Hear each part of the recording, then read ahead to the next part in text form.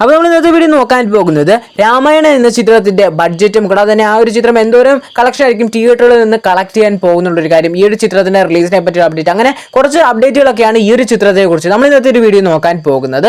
ആദ്യം തന്നെ ഈ ഒരു ചിത്രത്തിന്റെ റിലീസ് അപ്ഡേറ്റ് വന്ന ടൈം മുതൽ തന്നെ ഒന്ന് നോക്കിയേക്കാം. ഈ ഒരു ചിത്രത്തിന്റെ റിലീസ് വന്ന ടൈമിൽ എനിക്ക് പേഴ്സണലി നല്ല രീതിയിലുള്ള പ്രതീക്ഷ ഉണ്ടായിരുന്നു. പ്രതീക്ഷയുടെ കാരണം ഈ ഒരു ചിത്രം എന്ന് പറഞ്ഞാൽ വലിയൊരു ബഡ്ജറ്റിലോ അല്ലെങ്കിൽ വലിയ കാര്യത്തിലുള്ള ഒന്നും അല്ലായിരുന്നു എനിക്ക് പേഴ്സണലി ഹൈപ്പ് വരാൻ കാരണം ഈ ഒരു ചിത്രത്തിന്റെ കാസ്റ്റ് തന്നെയായിരുന്നു. കാരണം ഈ ഒരു ചിത്രത്തിൽ നായകനെത്തുന്നത് രൺബീർ കപൂർ. കൂടാതെ അതിലും വലിയൊരു എക്സൈറ്റ്മെന്റ് ആയിട്ട് തോന്നിയിട്ടുള്ള ഒരു കാര്യം എന്ന് പറഞ്ഞാൽ ഈ ഒരു ചിത്രത്തിൽ വില്ലനായി എത്തുന്നത് യാഷ് എന്നുള്ള കാര്യമാണ്. കാരണം യാഷ് KGF പോലുള്ള വലിയൊരു ബ്ലോക്ക് ബസ്റ്റർ സിനിമയിലൊക്കെ നായകനെ അഭിനയിച്ച് അത് 1000 കോടി കളക്ട് ചെയ്ത് നിൽക്കുമ്പോൾ പിന്നീട് പുള്ളിയുടെ ഒരു ഹീറോ ആയിട്ടുള്ള സിനിമകൾ മാത്രമേ വരൂ, അല്ലെങ്കിൽ ഒരു മാസ് മസാല എന്റർടൈൻ അല്ലെങ്കിൽ ഇതുപോലുള്ള വലിയ വലിയ ബിഗ് ബഡ്ജറ്റ് ചിത്രങ്ങളിലൊക്കെ അഭിനയിക്കുമ്പോൾ പോലും പുള്ളി നായകനായിട്ടായിരിക്കും ആ ഒരു ചിത്രത്തിൽ വരിക എന്നൊക്കെ ആയിരുന്നു പേഴ്സണലി ഞാനായാലും എക്സ്പെക്ട് ചെയ്യുള്ളൂ. ഞാൻ മാത്രമല്ല പലവരും അങ്ങനെയാണ് എക്സ്പെക്ട് ചെയ്തിട്ടുള്ളത്. പക്ഷേ ഈ ഒരു ചിത്രത്തിൽ യാഷ് വില്ലനായിട്ട് വരുന്നത് അറിഞ്ഞപ്പോൾ തന്നെ പലവരും തന്നെ ചെറുതായിട്ടൊക്കെ ഞെട്ടുകയൊക്കെ ചെയ്തിട്ടുണ്ടായിരുന്നു. കാരണം അത്രയും വലിയൊരു പീക്ക് ടൈമിൽ നിൽക്കുന്ന ഒരാളാണ് ഇത്രയും വലിയൊരു ബിഗ് ബഡ്ജറ്റ് ചിത്രത്തിലായാലും വില്ലൻ വേഷത്തിൽ എത്തുന്നത്. അങ്ങനെ യാഷ് ഈ ഒരു ചിത്രത്തിൽ വില്ലൻ വേഷത്തിൽ എത്തുന്നു. രൺബീർ കപൂർ ഈ ഒരു ചിത്രത്തിൽ രാമന്റെ വേഷത്തിൽ നായകനെ എത്തുന്നു. കൂടാതെ സീതയായി സായി പല്ലവി എത്തുന്നു. അങ്ങനെ ഒരു ഹൈപ്പിൽ നിന്ന ടൈമിൽ തന്നെ അടുത്തതായിട്ടുള്ള കാസ്റ്റ് ഒക്കെ ആയിരുന്നു. ബോബി ഡിയോൾ ഈ ഒരു ചിത്രത്തിൽ ഹനുമാന്റെ വേഷത്തിൽ എത്തുന്നു. അങ്ങനെ ഈ ഒരു ചിത്രത്തിലെ ഓരോരോ കാസ്റ്റ് അപ്ഡേറ്റുകളിലൂടെ തന്നെ ഈ ഒരു ചിത്രത്തിന് പതുക്കെ ഹൈപ്പ് ക്രിയേറ്റ് ചെയ്യാൻ സാധിച്ചിട്ടുണ്ടായിരുന്നു. ഇതിനു മുമ്പേ തന്നെ രാമായണത്തെ ബേസ് ചെയ്തെടുത്തിട്ടുള്ള ഒരു പ്രഭാസ് ചിത്രം എന്ന് പറയുന്നത് ആദിപുരുഷ് എന്ന ചിത്രമാണ്. ആ ഒരു ചിത്രത്തെ കുറിച്ച് ഞാൻ ഭയങ്കരമായിട്ട് ഡീപ്പായിട്ടൊന്നും പറയുന്നില്ല. കാരണം എല്ലാവരും തന്നെ പറഞ്ഞിട്ടുള്ള കാര്യമായിരുന്നു ഈ ഒരു ചിത്രത്തെയും ആ ഒരു ചിത്രത്തെയും കമ്പയർ ചെയ്തിട്ടുള്ള കാര്യം. മെയിനായിട്ട് അതിന് വന്നിട്ടുള്ള ജസ്റ്റ് റീസൺസ് ഒക്കെ ഒന്ന് പറഞ്ഞാലും പോയേക്കാം.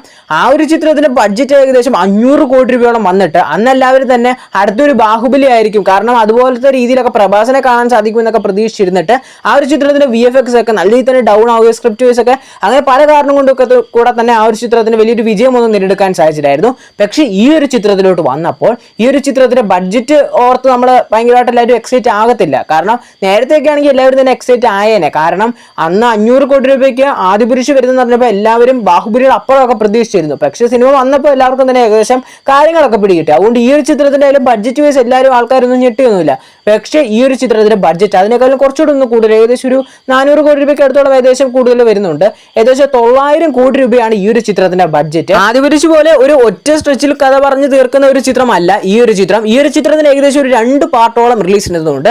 അതിൽ ഒറ്റ പാർട്ടിന് മാത്രമാണ് 900 കോടി രൂപയോളം ബഡ്ജറ്റ് ആയി വരുന്നത്. അത് ചിലവരെങ്കിലും ഞെട്ടുന്ന ഒരു കാര്യം തന്നെയാണ്. കൂടാതെ തന്നെ ഈ ഒരു ചിത്രത്തിന്റെ റിലീസ് അടുത്ത വർഷം ദീപാവലിക്ക് ഉണ്ടായിരിക്കുമെന്ന് കൺഫേം ആക്കിയിട്ടുണ്ട്. ജസ്റ്റ് ഫസ്റ്റ് പാർട്ടിന്റെ കാര്യം മാത്രമാണ് ഞാൻ ഇപ്പോൾ പറഞ്ഞിട്ടുള്ളത്. ഈ ഒരു ചിത്രത്തിന് ഈ ഒരു സെക്കൻഡ് പാർട്ടും കൂടെ ഉണ്ട്. സെക്കൻഡ് പാർട്ടിന്റെ ബഡ്ജറ്റ് ആയാലും നല്ല രീതിയിലുള്ള ബഡ്ജറ്റ് തന്നെ വരുന്നുണ്ട്. കാരണം ഫസ്റ്റ് പാർട്ടിന്റെ അത്രയും ഈ ഒരു ചിത്രത്തിന്റെ സെക്കൻഡ് പാർട്ടിന്റെ ബഡ്ജറ്റ് വരുന്നില്ലെങ്കിൽ പോലും ഏകദേശം അതിന് അടുത്ത് നിൽക്കുന്ന ഒരു ബഡ്ജറ്റാണ് ഈ ഒരു ചിത്രത്തിന്റെ രണ്ടാം ഭാഗത്തിന് വരുന്നത്. ഏകദേശം 700 കോടി രൂപ. അങ്ങനെ ഫസ്റ്റ് പാർട്ടിന്റെ സെക്കൻഡ് പാർട്ടിന്റെ മൊത്തം ബഡ്ജറ്റ് കൂട്ടി നോക്കുകയാണെങ്കിൽ മൊത്തത്തിലൊരു 1600 കോടി രൂപയ്ക്കാണ് രാമായണ എന്ന ചിത്രം മൊത്തത്തിൽ ഒരുങ്ങുന്നത്. അങ്ങനെ പറയുകയാണെങ്കിൽ ഇന്ത്യൻ സിനിമ തന്നെ ഏറ്റവും വലിയൊരു ചിലവിൽ ഒരുങ്ങുന്ന ഒരു ചിത്രം എന്ന് പറയുന്നത് ഈ ഒരു ചിത്രം തന്നെയാണ്. ഈ ഒരു ചിത്രത്തിന്റെ കളക്ഷൻ ബേസ് ആയി നമ്മൾ നല്ല രീതിയിൽ തന്നെ എക്സ്പെക്ട് ചെയ്യുന്നുണ്ട്. കാരണം ഇത് ഈ ഒരു ചിത്രം ബിഗ് ബഡ്ജറ്റിലാണ്, നല്ല രീതിയിലുള്ള കാസ്റ്റോട് പാൻ ഇന്ത്യയിലൊക്കെ തന്നെയാണ് റിലീസിനെത്തുന്നത്. കഴിഞ്ഞ വർഷം അവസാനം എങ്ങാണ്ടായിട്ടാണ് ഈ ഒരു ചിത്രത്തിന്റെ ഷൂട്ടിംഗ് ബേസ് സ്റ്റാർട്ട് ചെയ്തിട്ടുള്ളത്. ഈ ഒരു വർഷമൊക്കെ ആയിട്ടും ചിത്രം തിയേറ്ററിലേക്ക് റിലീസിനെത്തില്ല. അടുത്ത വർഷമൊക്കെ ആയിട്ടാണ് തിയേറ്ററിലേക്ക് റിലീസിനെത്തുന്നത്. അതുകൊണ്ടൊക്കെ തന്നെ നല്ല രീതിയിൽ തന്നെ ഷൂട്ട് ചെയ്യാനുള്ള ടൈമൊക്കെ ഈ ഒരു ചിത്രത്തിന് നല്ല രീതിയിൽ തന്നെ വരുന്നുണ്ട്. കൂടാതെ തന്നെ ഈ ഒരു ചിത്രത്തിന്റെ ഭാഗത്ത് നിന്ന് ഒരു ഗ്ലിംസ് പുറത്തിറക്കുമെന്ന് നേരത്തെ തന്നെ ഒരു അപ്ഡേറ്റ് ഒക്കെ ഉണ്ടായിരുന്നു. അങ്ങനെ ഈ ഒരു ചിത്രത്തിന്റെ ഗ്ലിംസ് വൈസ് പുറത്തിറങ്ങിയിട്ടുണ്ടായിരുന്നു. ആ ഒരു ഒറ്റ ഗ്ലിംസിൽ നമുക്ക് മനസ്സിലാവും ഈ ഒരു ചിത്രത്തിന്റെ ക്വാളിറ്റി എന്തോരം വരുമെന്ന്. കാരണം അത്രയും ഒരു കിടിലൻ ക്വാളിറ്റിയിലായിരുന്നു ഈ ഒരു ചിത്രത്തിന്റെ ആ ഒരു ഗ്ലിംസ് ആയാലും പുറത്തു വിട്ടിട്ടുള്ളത്. പലവരും തന്നെ ആദിപുരുഷ് ആവും അല്ലെങ്കിൽ അത്ര ഒരു ബഡ്ജറ്റ് നല്ല രീതി അതിന് ആ മറ്റേ സിനിമയ്ക്ക് അല്ലെങ്കിൽ ആദിപുരുഷ് നല്ല രീതിയിലുള്ള ബഡ്ജറ്റ് ഹൈ ആയിട്ട് പോലും ആ ഒരു ചിത്രം അങ്ങനെ വന്നു. ഈ ഒരു ചിത്രം നല്ലൊരു ബഡ്ജറ്റ് ഒക്കെ വരുന്നുണ്ട്, അങ്ങനെ ആകുമോ എന്നൊക്കെ ചിലവരൊക്കെ തന്നെ പേടിച്ചിട്ടുണ്ടായിരുന്നു. പക്ഷേ ആ ഒരു ചിത്രത്തിന്റെ ഗ്ലിംസിലൂടെ തന്നെ അത്രയും നല്ലൊരു ക്വാളിറ്റി ബേസ് ഈ ഒരു ചിത്രത്തിന്റെ ഔട്ട്പുട്ട് കൊടുക്കുമെന്നൊക്കെയുള്ള പ്രതീക്ഷയൊക്കെ തന്നിട്ടുണ്ട്. കൂടാതെ തന്നെ ഈ ഒരു ചിത്രത്തിലെ മ്യൂസിക് വർക്കുകളൊക്കെ കൈകാര്യം ചെയ്യുന്നത് ഹാൻസ് സിമറും കൂടാതെ തന്നെ AR റഹ്മാനും കൂടെ ഒന്നിച്ചായിരിക്കുമെന്ന് കൺഫേം ആക്കിയിട്ടുണ്ട്. ആ ഒരു കാര്യത്തോടു കൂടി തന്നെ മറ്റൊരു ഹൈപ്പും ഈ ഒരു ചിത്രത്തിനെ ക്രിയേറ്റ് ചെയ്യാൻ സാധിച്ചിട്ടുണ്ടായിരുന്നു. അങ്ങനെ ഓരോ ഹൈപ്പിൽ നിൽക്കുന്ന ഈ ഒരു ചിത്രത്തിന്റെ ആ ഒരു ഗ്ലിംസിൽ നിന്ന് തന്നെ ഏകദേശം ഒരു കുറച്ച് സെക്കൻഡ്സുകൾ മാത്രം വരുന്ന ഒരു ചെറിയൊരു എന്ന് പറഞ്ഞാൽ രൺബീർ കപൂറിന്റെ ആയാലും യാഷിന്റെ ഒക്കെ ആയാലും ചില ഷോട്ടുകളൊക്കെ കാണാൻ സാധിച്ചിട്ടുണ്ടായിരുന്നു. അതിൽ ആദ്യം തന്നെ യാഷിന്റെ ഷോട്ടായിട്ട് വന്നിട്ടുള്ളൂ. അപ്പോൾ അത് തന്നെ ഒന്ന് പറഞ്ഞേക്കാം. കിടിലം എന്ന് പറയാം, കിടിലം. കാരണം പുള്ളിയുടെ ഒരു കണ്ണ് മാത്രം ഏകദേശം കാണിക്കുന്ന ഒരു ഷോട്ട് ആണെങ്കിൽ പോലും പുള്ളിയുടെ നോട്ടമൊക്കെ ആയാലും കിടിലമായിട്ട് തന്നെ വന്നിട്ടുണ്ട്. കാരണം പുള്ളിയുടെ KGF ആക്ടിംഗ് വൈസ് ഒക്കെ കിടിലമായിട്ട് വന്നിട്ടുണ്ട്. ഈ ഒരു ചിത്രത്തിലെ ആയാലും ആ ഒരു വില്ലൻ വേഷം ഒരു ഹൈ വോൾട്ടേജ് സംഭവം ആണെങ്കിൽ വലിയ രീതിയിൽ തന്നെ തരംഗമാകുമെന്ന് ഏകദേശം ഉറപ്പായി കഴിഞ്ഞുള്ള ഒരു കാര്യം തന്നെയാണ്. പിന്നെ അടുത്തായി രൺബീർ കപൂറിലോട്ട് തന്നെ വരാം. പുള്ളിയുടെ ആ ഒരു രാമനായിട്ടുള്ള ഒരു ഷോട്ട് കാണിച്ചിട്ടുണ്ടായിരുന്നു, ഒരു മരത്തെ ചാടുന്ന രീതിയിലുള്ള ഒരു ഷോട്ടായിരുന്നു അത്. അതിൽ നമുക്ക് അറിയാൻ പറ്റും ഈ ഒരു ചിത്രത്തിന്റെ VFX ടീം എന്തോരം ഈ ഒരു ചിത്രത്തിന് വേണ്ടിയൊക്കെ ആയാലും വർക്ക് ചെയ്തിട്ടുള്ളത്. ഏകദേശം ആ ഒരു ഷോട്ട് കണ്ടപ്പോൾ ഒരു IMAX ഫോർമാറ്റിലൊക്കെ ആയിരിക്കും ഈ ഒരു ചിത്രം ഷൂട്ട് ചെയ്തതെന്നൊക്കെയാണ് കരുതുന്നത്. കാരണം അത്രയ്ക്ക് ഒരു കിടിലമായിട്ടുള്ള വിഷ്വലൊക്കെ നമുക്ക് ആ ഒരു ഗ്ലിംസിൽ തന്നെ കാണാൻ സാധിച്ചിട്ടുണ്ടായിരുന്നു. അതുകൊണ്ടൊക്കെ തന്നെ ഈ ഒരു ചിത്രത്തിലുള്ള പ്രതീക്ഷ വളരെയധികം വലുത് തന്നെയാണ്. ഈ ഒരു ചിത്രം ഇന്ത്യൻ സിനിമയെ തന്നെ വലിയ തന്നെ മാറ്റാൻ സാധിക്കുന്ന ഒരു ചിത്രം തന്നെയാണ്. കാരണം ഈ ഒരു ചിത്രത്തിനായിരുന്നു നല്ല രീതിയിലുള്ള കാലിബർ ഒക്കെ ഉള്ള ഒരു ചിത്രം തന്നെയാണ്. കാരണം നല്ല രീതിയിലുള്ള കാസ്റ്റ് ഉണ്ട്, നല്ല രീതിയിലുള്ള ബഡ്ജറ്റ് ഉണ്ട്, നല്ല രീതിയിലുള്ള ഡയറക്ടർ, മ്യൂസിക്, അങ്ങനെ എല്ലാ വർക്കിലായാലും ഈ ഒരു ചിത്രത്തിന് നല്ല രീതിയിലുള്ള ടീം തന്നെ ഉണ്ട്. കൂടാതെ തന്നെ ഈ ഒരു ചിത്രത്തിന്റെ VFX വർക്കുകളായാലും എല്ലാ ഒരു ടെക്നിക്കൽ പരമായ എല്ലാ സംഭവത്തിലും ടോപ്പായിട്ടുള്ള കാര്യങ്ങളൊക്കെയാണ് ഈ ഒരു ചിത്രത്തിലായാലും യൂസ് ചെയ്തുകൊണ്ടിരിക്കുന്നത്. അതുകൊണ്ടൊക്കെ തന്നെ നമ്മൾ ഇന്ത്യൻ സിനിമയിൽ തന്നെ വലിയൊരു വിജയമാകാൻ ചാൻസ് ഉള്ള ഒരു ചിത്രങ്ങളിൽ ഒന്ന് ഈ ഒരു ചിത്രം തന്നെയാണ്. ഈ ഒരു ചിത്രത്തിന് ഇപ്പോൾ തന്നെ പലവരും തന്നെ പ്രൊഡക്റ്റ് ചെയ്യുന്ന ഒരു കാര്യമെന്ന് പറഞ്ഞാൽ ഏകദേശം ഒരു 3000 കോടി രൂപയോളം ഈ ഒരു ചിത്രം തിയേറ്ററിൽ നിന്ന് കളക്ട് ചെയ്യുമെന്നാണ്.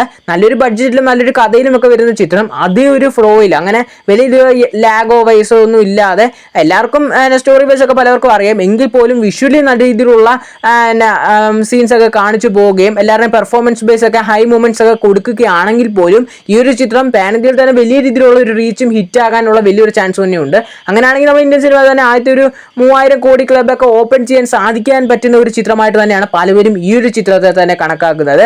ഈ ഒരു ചിത്രം വേറെ ലെവലിൽ ഒരു ഹിറ്റൊക്കെ ആവുകയാണെങ്കിൽ തന്നെ യാഷിന്റെ സ്റ്റാർഡം ഇരട്ടിയിലിരട്ടി ഉയരുമെന്നുള്ള കാര്യത്തിൽ യാതൊരു സംശയമില്ല.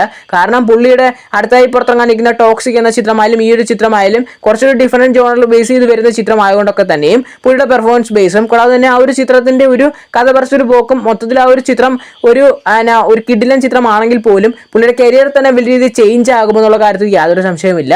കാരണം പ്രഭാസിന് ബാഹുബലി എന്തോരം വലിയ ബ്രേക്ക് കൊടുത്തിട്ടുണ്ടോ പിന്നീട് വന്നിട്ടുള്ള പുള്ളിയുടെ ചിത്രങ്ങളൊക്കെ ഏകദേശം 100 കോടി രൂപയോളം കളക്ട് ചെയ്ത് പോയിട്ടില്ല. അതുപോലൊക്കെ തന്നെ യാഷിനൊക്കെ ആയാലും ഈ ഒരു ചിത്രമായാലും നല്ല രീതിയിലുള്ള ഇമ്പോർട്ടൻ്റ് ഉള്ള ചിത്രമാണ്. രൺബീർ കപൂറിന്റെ ഒക്കെ ആയാലും പുള്ളിക്ക് നല്ലൊരു ആനിമൽ എന്ന ചിത്രത്തിലൂടെ വലിയ രീതിയിലുള്ള ഒരു സ്റ്റാർഡത്തിലൊക്കെ നിൽക്കുന്ന ഒരു ടൈമിലാണ് ഈ ഒരു ചിത്രത്തിലായാലും ചെയ്യുന്നത്. ഈ ഒരു ചിത്രത്തിന്റെ ഷൂട്ടിങ്ങിന് നല്ല രീതിയിലുള്ള ടൈമൊക്കെ വരുന്നുണ്ട്. ടൈമൊക്കെ നല്ല രീതിയിൽ തന്നെ എടുത്തു ചെയ്യേണ്ടത് തന്നെ ഈ ഒരു ചിത്രമായിട്ട് തന്നെയാണ് കണക്കാക്കുന്നത്. കാരണം നല്ല രീതിയിലുള്ള VFX വർക്കുകളൊക്കെ ആയാലും വലിയ രീതിയിലുള്ള ബഡ്ജറ്റും വലിയ രീതിയിലുള്ള ക്യാൻവാസിലും കൂടാതെ തന്നെ സ്കെയിലൊക്കെ അങ്ങനെ വെച്ച് നോക്കുകയാണെങ്കിൽ വലിയൊരു ചിത്രം തന്നെയാണ് നമ്മുടെ ഇന്ത്യൻ സിനിമയിൽ വരാനിരിക്കുന്ന ചിത്രങ്ങളിൽ തന്നെ. ഈ ഒരു ചിത്രത്തിലെ ആയാലും രൺബീർ കപൂറിന്റെ ആയാലും യാഷിന്റെ ആയാലും ലുക്ക് വൈസ് ഒരു ഫസ്റ്റ് ലുക്ക് അല്ലെങ്കിൽ അവരുടെ ഒരു ലുക്ക് വൈസ് ഒന്നും ഇതുവരെയായിട്ടും പുറത്തിറക്കിയിട്ടില്ല. അതൊക്കെ പുറത്തിറക്കുമ്പോൾ അതിലും വലിയൊരു ഹൈപ്പ് ഒക്കെ ക്രിയേറ്റ് ചെയ്യാൻ സാധിക്കുമെന്നൊക്കെ തന്നെ മറ്റൊരു പ്രതീക്ഷയും ഉണ്ട്. കൂടാതെ തന്നെ ഈ ഒരു ചിത്രത്തിന്റെ ഇനി അപ്ഡേറ്റുകളൊക്കെ കൂടുതലായിട്ടും വരിക ഒന്നെങ്കിൽ ഈ വർഷമൊക്കെ അവസാനമൊക്കെ ആയിട്ടായിരിക്കും കൂടുതൽ ഈ ഒരു ചിത്രത്തിന്റെ അപ്ഡേറ്റ് വൈസ് പുറത്തു വിടുക എന്നൊക്കെയാണ് പ്രതീക്ഷിക്കുന്നത്.